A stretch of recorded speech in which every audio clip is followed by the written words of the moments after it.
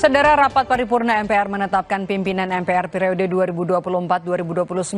Ketua MPR kini dijabat oleh Ahmad Muzani dari fraksi Partai Gerindra.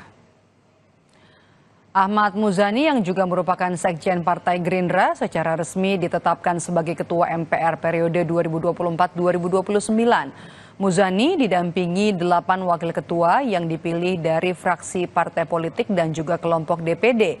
Diambil sumpahnya oleh Ketua Mahkamah Agung Muhammad Syarifuddin.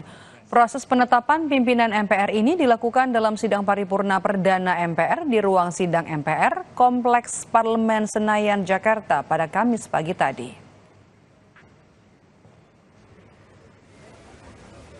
Usai dilantik, ketua dan juga wakil ketua MPR yang baru langsung menduduki kursi pimpinan MPR masing-masing.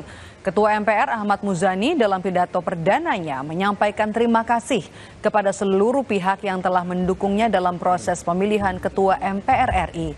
Muzani juga menyinggung tugas penting pertama MPR periode 2024 hingga 2029, yaitu menyukseskan pelantikan Presiden dan Wakil Presiden Prabowo Subianto dan Gibran Rakebuming Raka yang bakal digelar pada 20 Oktober nanti. Kepada Saudara Muhammad Edi Duyanto Suparno, di antara seluruh anggota Majelis Permusyawaratan Rakyat, para pimpinan partai politik, dan seluruh fraksi dan kelompok DPD untuk menyukseskan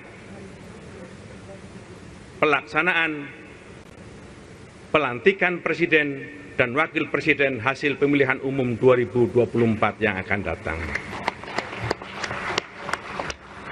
Pelantikan Presiden dan Wakil Presiden tersebut adalah bukti kita telah melangkah maju, melaksanakan demokrasi yang baik.